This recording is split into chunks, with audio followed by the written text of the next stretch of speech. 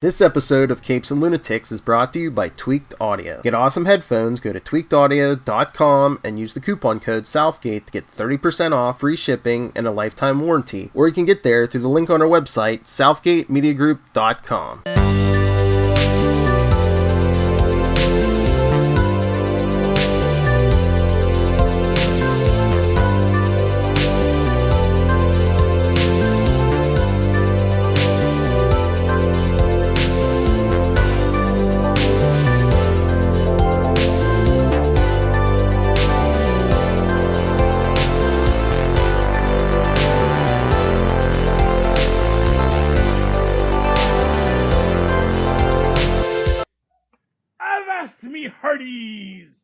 Welcome once again to Full Stream Ahead. I'm your captain, Charlie, the Professor Esser, and with me as always is me first mate, me skinny rich friend. It's Mozz. Hey Mozz, welcome back to Full Stream Ahead. Tonight's episode, The Mandalorian, Chapter 2, The Child. Target in hand, the Mandalorian must now contend with scavengers. Our director this week is Rick Famuyiwa. Jon Favreau, once again. What? I'll just let you gentlemen. Jon Favreau gets our written by again and our created by again. George Lucas, he created these characters that is all based on. And yeah, I like this. This is a nice one. Really, only a couple people in this. We have Pedro Pascal, of course, as our Mandalorian. Nick Nolte is Keel's voice, and Misty Rosas is the performance artist giving life to Keeley. And then we have Stephen Jackson Powers Jr. as our Jawa Elder. I guess Grief Karga makes an appearance in this, although I don't quite remember him. The Mandalorian, he's got his Yoda in tow, goes back to his ship, and there's a bunch of Jawas. And they stripped his ship. His ship is on cement blocks. Yeah, well, he left it in a bad neighborhood. Let's be honest with you. Did not go to floop. You gotta floop floop, especially as the guy said in the first episode. Oh wow, this is what do they call it? A Razorback or a? It's apparently a classic. It's a pre-Empire classic ship. Cherry mint condition. Man needed a security device on that ship. Needed a fob for his ship. So so left it parked in a bad neighborhood. The Jawas just come up and guess you weren't because hey man, lost scavenge. You left it. There was no alarm on it. No perimeter sensor. That was clearly an abandoned ship. And it sounds like they're in international sands. Exactly, man. And the Jawas, I love the fact that the Jawas are a spacefaring people. Because you kind of get the suggestion, maybe a little bit in the first Star Wars, that the Jawas were like unique to Tatooine. Although that doesn't explain why C-3PO knows what the Jawas are. Although, since we actually found out that C-3PO is from Tatooine, makes sense that he would know what the Jawas are. But the fact that the Jawas, apparently those rolling fortresses probably got rockets on them too. So they take off when they gotta, I love that they were so scrappy, that this legendary figure, and just with their scrappiness and their numbers, they were able to sort of debilitate him, at least temporarily. Well, but I love that when he's hanging off the thing, they're like, just chop it off. The little spire that was sticking out, they'll just break it off, and it works. Yeah. I thought that was really cool. Well, but it makes sense because they're in a rolling fortress, Yeah. And it's like the Jawas, they're small, but they've carved out their niche. Yeah. You don't carve out a niche like that without building your own place and your own sense of self. And I think on a real level, the Jawas are, they are their own in their own way these little BAs, Yeah. They're these guys who are like, you're gonna try and come into our house, and try and take this stuff what we rightfully salvaged, And, of course he disintegrates a few of them, but they can always make more Jawas, and, being a Jawa, I'm sure it's a hard life, because I'm sure it's not the first guy to try and disintegrate them. Right. But they defended their castle, and their castle's on wheels. So it's like, yeah, you're kind of up the creek there, Mandalorian, unless you learn to negotiate, which is, I think, the real point of this episode. Right. It must irk him because his whole job is that there is no more room to negotiate. This is the end of the line, and he never negotiates. He has to sit there and go, no, I don't care what you want. We're not talking about this. You're coming with me. And now he has to sit there and compromise? That's not what my job is. That's not what my religion is. Well, as it turns out, sometimes we got to grow beyond the ideas that we were raised with. Indeed. And if there's a theme for The Mandalorian, I think it is about growing beyond what we have what we've been raised with, and growing to be what we need to become. And I think that the idea that it's the juvenile child, and still a young Mandalorian. And there's that moment where the child is walking around on the floor and those little lizards are coming by him.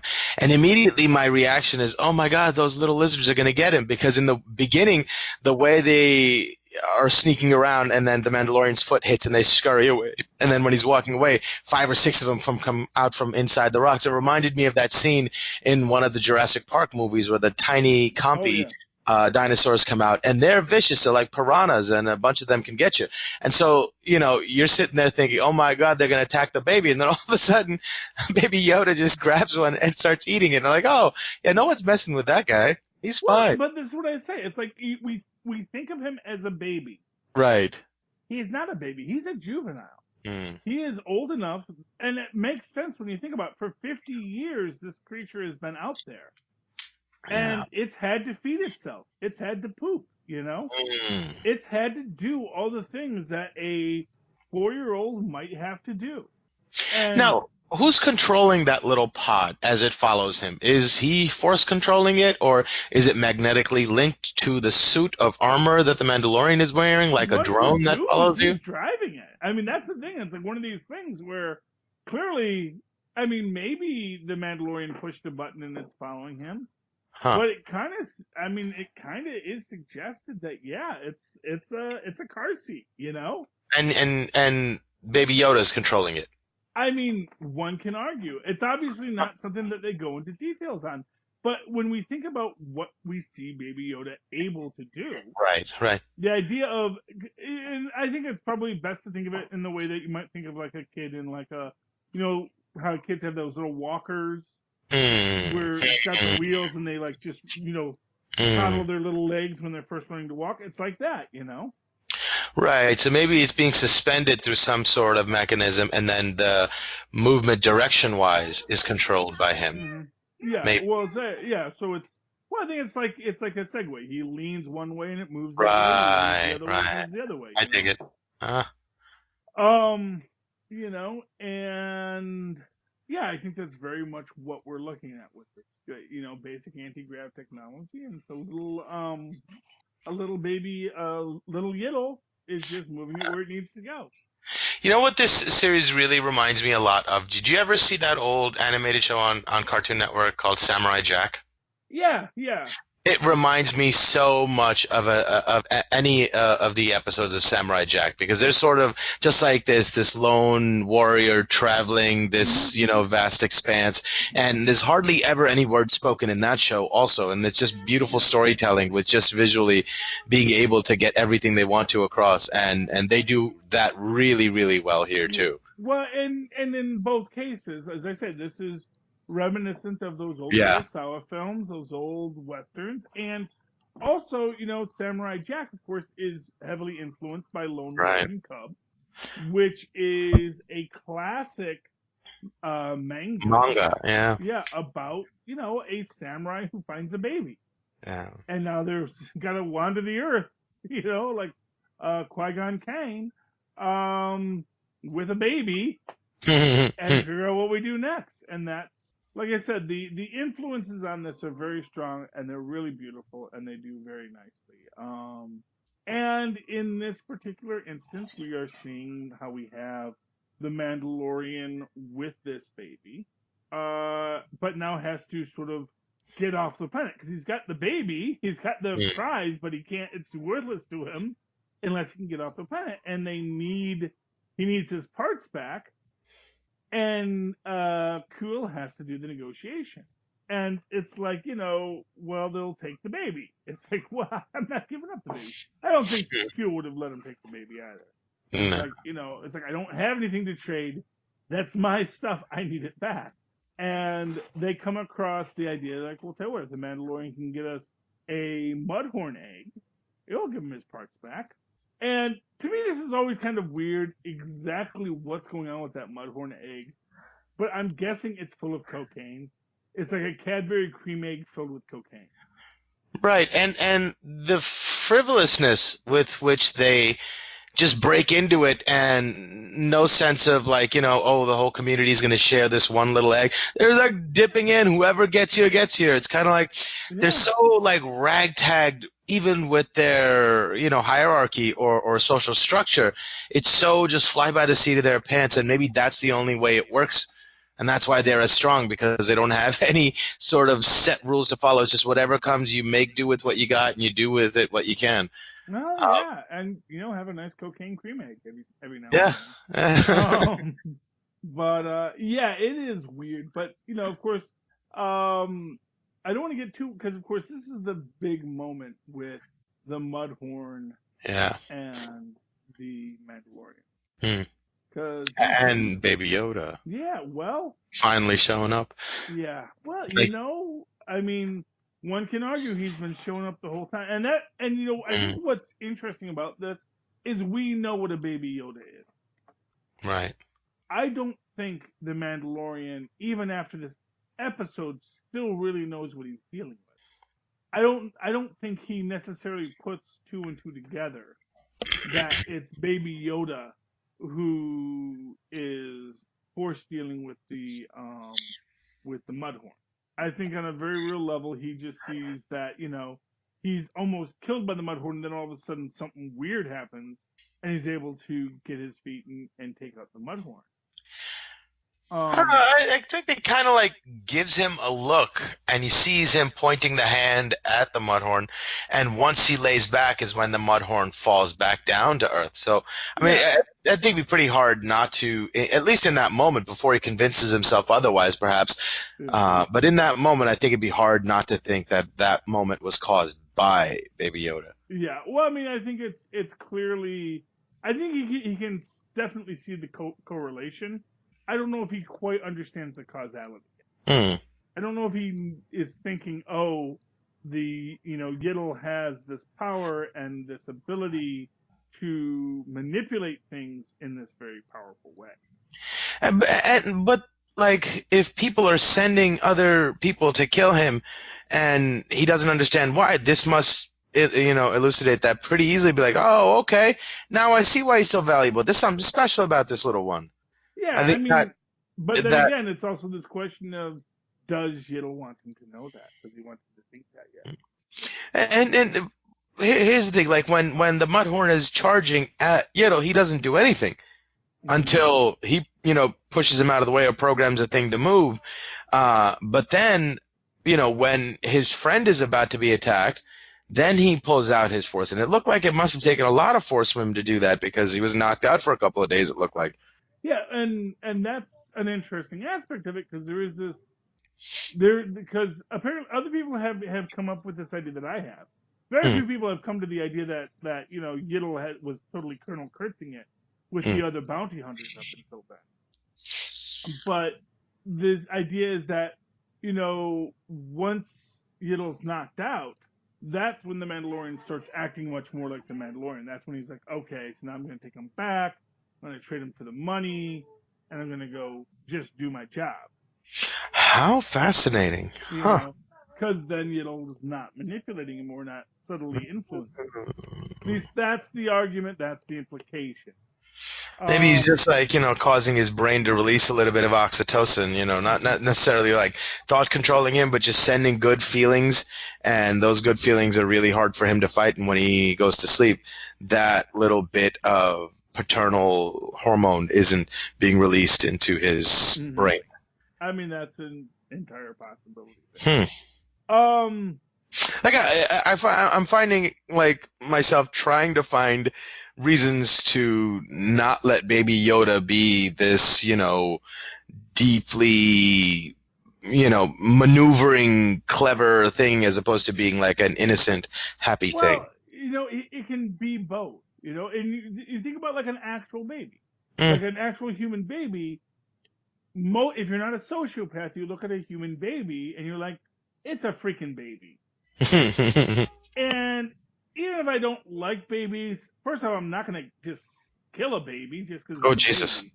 No, I'm going to be like nice to the baby, and I'm going to be like, okay, well, let me get this to someone who can take care of it at least, Tristan and I were just watching Willow, which is a great movie, and you have in that, I'm blanking on his name.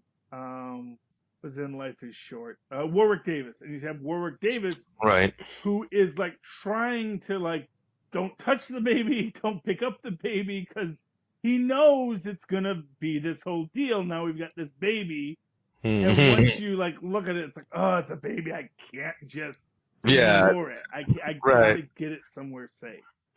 And and part of that is that yes, babies cause you to release oxytocin when you look at them. You look at a baby, you suddenly like, oh, baby, and you start to feel that little happy juice in your brain.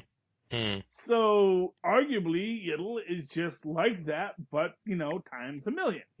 Right.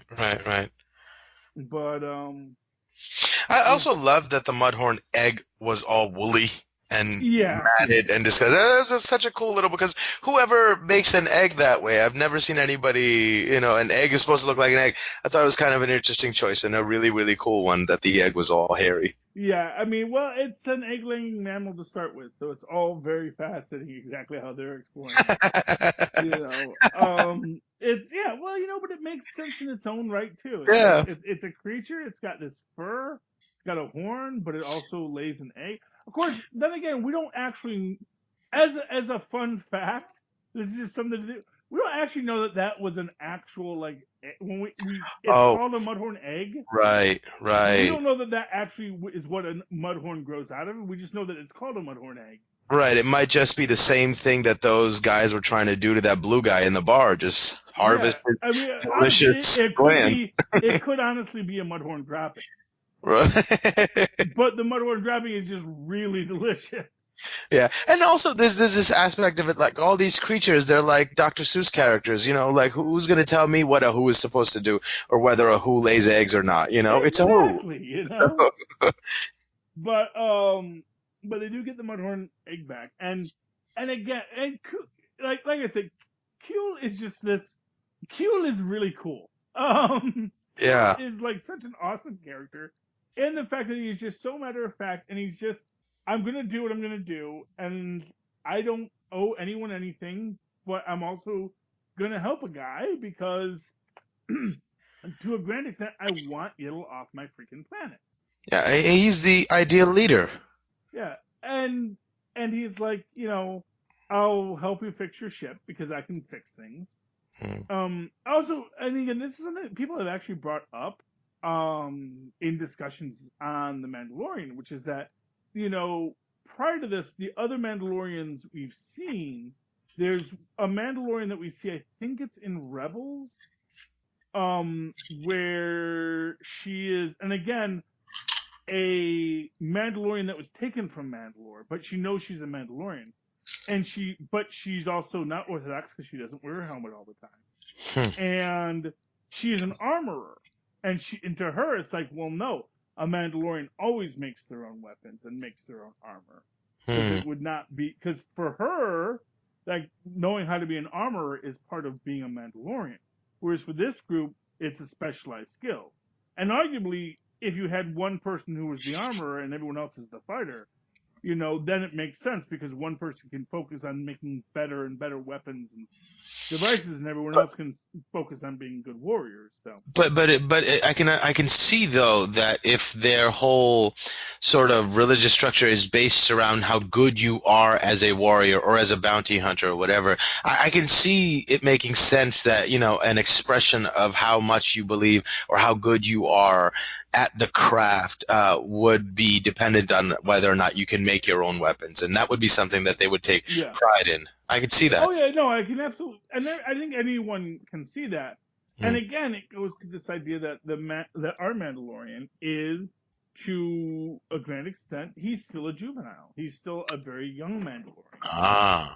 And yes, maybe he can do certain things, but when it comes to repairing his own ship, making his own armor, these are things that are a little beyond his skill set. How far is Mozz? Mozz lives in Staten Island. No, in the series. Oh, I've only watched the first 2 episodes. Right. So I can't. No spoilers for Mozz. I'm sorry, I didn't. You're not doing anything wrong. You haven't hurt You haven't hurt Mozz's feelings yet, I don't think. No, not at all. Yes. Sorry. But I do think it's like an interesting gag, this whole episode, how much he's like, it starts off with him fixing his arm thing, and then like he's fixing his armor and he's like, no, I can't give you my armor, and then as soon as he gets everything, and then he gets smashed by the Mudhorn, and his poor armor just keeps taking a beating this whole episode. Oh yeah, but we'll fix that next episode, I think. But yeah, I mean, it is. And again, with Nick Nolte's character, who is just, I in many ways kind of feel like as much love as Baby Yoda gets, as much love as Mandalorian gets, I gotta feel like Q is in many ways the MVP of this. I've seen a ton of memes everywhere with I have spoken. I have spoken, yeah. It's pretty popular these days. Honestly, I really think I have spoken is as powerful of a line as you're ever going to get in a series like this. And so resolute and pure of intent. Exactly. And that is what Keel is. He is resolute and pure of intent. And in this moment, when the Mandalorian, and it's interesting because, again, Mandalorian seems like he wants a crew, and he's like, I would love if you would come with me. I could really use a guy like you on my team. And Keel is like, no. I served people once, and I have worked hard to have freedom.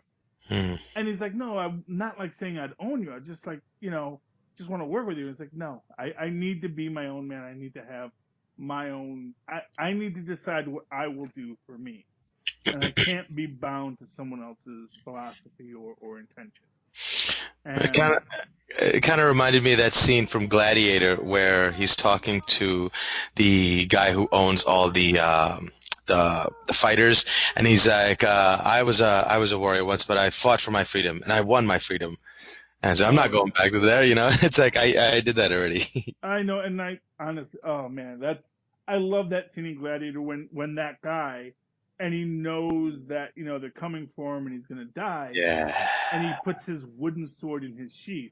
Because that's the symbol of his freedom. He was given his practice sword. And he's like, I know. And again, he might have been a great warrior in his day. And maybe he could take a couple of these young snots out.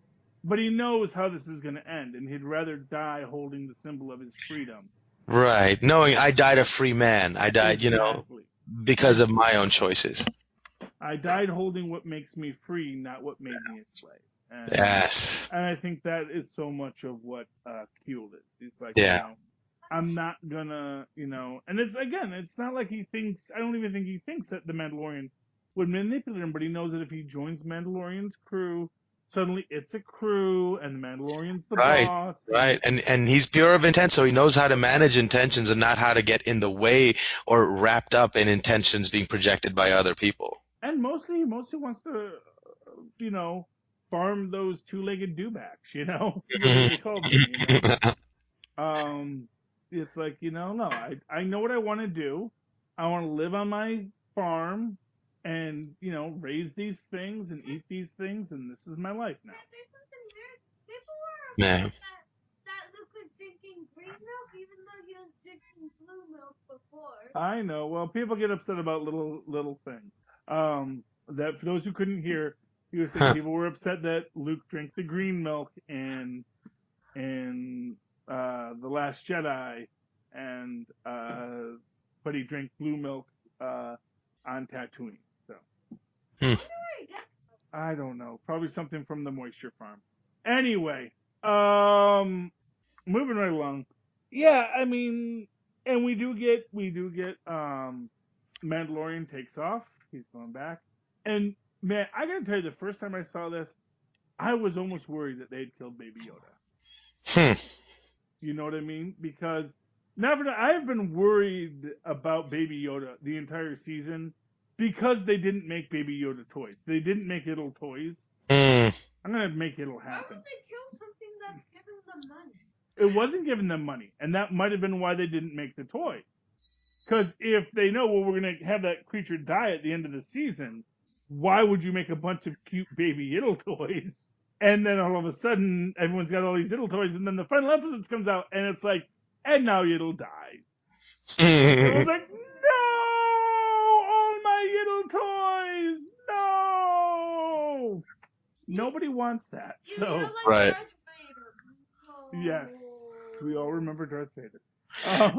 Yeah, I mean, it's kind of like when they killed Groot, they just brought back an even cuter version of him, you know. Well, so I don't think they did that for that, but right. I didn't guarantee that they were. I've watched this entire series with no guarantee that Yiddle makes it to the end. I'm going to be honest with you, and I was very much afraid. First of all, I was afraid in this episode. Like, I was really worried there until Yiddle moved. I thought Yiddle was dead. Dude. Oh wait. Yeah, in the second episode, I thought Yiddle might have died, and he was bringing home a dead Yiddle, you know. And then the next adventure was going to be something completely different. Because remember, we didn't know that Yiddle was going to be a thing. Like, we know now, oh, Yiddle's a thing. But when that first came out, you first see Yiddle, and then Yiddle is knocked out, and it's like, well, okay, we all love Yiddle, but that doesn't mean Yiddle's going to be there forever. And we didn't know what was going to happen next. And I myself am already thinking, you know, Yiddle's freaking Colonel Kurtz here. Wait, so. But we love her too, and maybe they aren't dead. Yeah, but that's a whole other thing. It's something different. This is Disney Plus, and they're being experimental. And honestly, they hadn't yet embraced an entire idea of what the Mandalorian wound up being prior to that moment. So.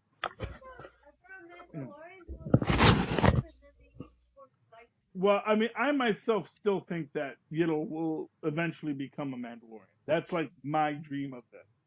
Yiddle will be a Mandalorian because a Yiddle as a Mandalorian. Can you imagine the possibilities? I guess that's just like a Ronin Jedi, right? Yeah, it's gonna be awesome. And I think that's where we're going for this. But we'll have to see. We're gonna have to see.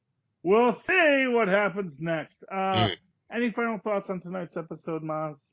No, I'm really digging the way it's directed. Everything about it. The cinematography is great, and the storytelling itself is really, really great.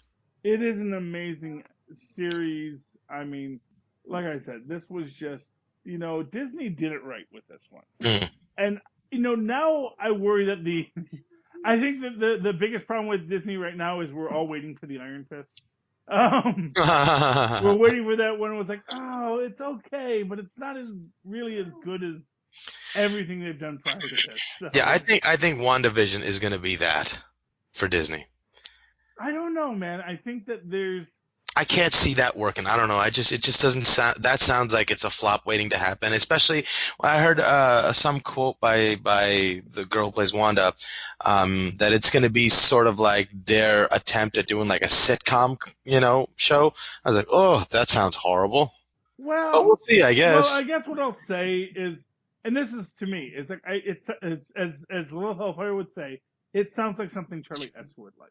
Because yes, it is going to be a sitcom, but it's going to be a sitcom that leads into the multiverse of madness. Yeah.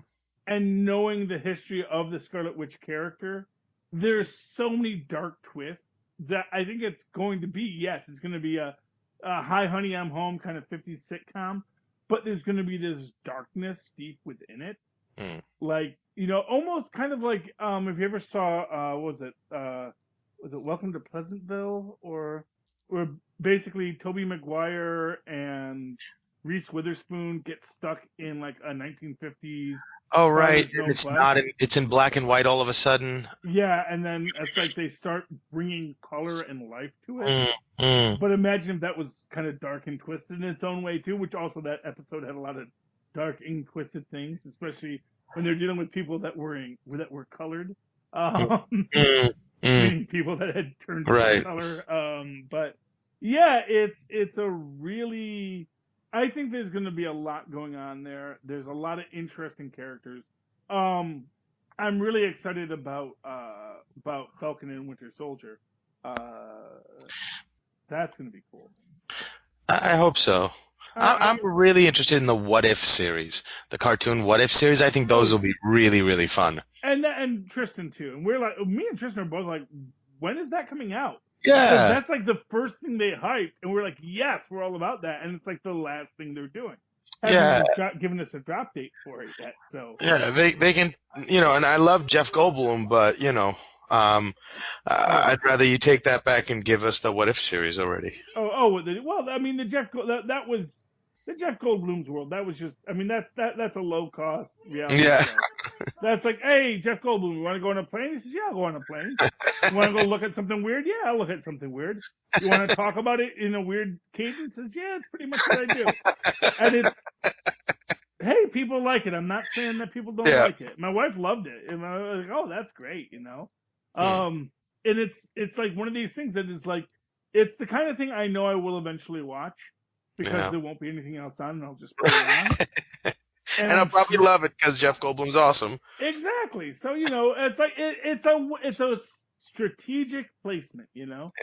Like I said, Disney's not messing around here. So I'm just waiting for them to bring about do a black hole series. But all things in time. Okay, Mozz, let's get out of here before we go too long. Indeed. How can people find you? Oh, they can email me at mozzmanzoor@gmail.com or find me on Facebook under Mozz Manzoor. That's MOZZ MANZOOR. And of course, you can always write to me in that old-fashioned email way, the way our Mozz and Paz and the Mandalorian once did, at superconnectivityblog@gmail.com. That's superconnectivityblog, all one word, @gmail.com. And of course, follow me on the Twitter as I live tweet something, probably Agents of S.H.I.E.L.D. soon, which me and Mozz will be reviewing as well. You can have 3 shows on. Watch for them. At Charlie Esser, that's CHARLIE. ESSER. Look for the 2 E's in the middle. For quality. Bing! Alrighty, me hearties. You've sailed with us once again towards the wild and weird waters of the Mandalorian. So please make sure you come back next week and set sail with us again on Full Stream Ahead. Arrgh.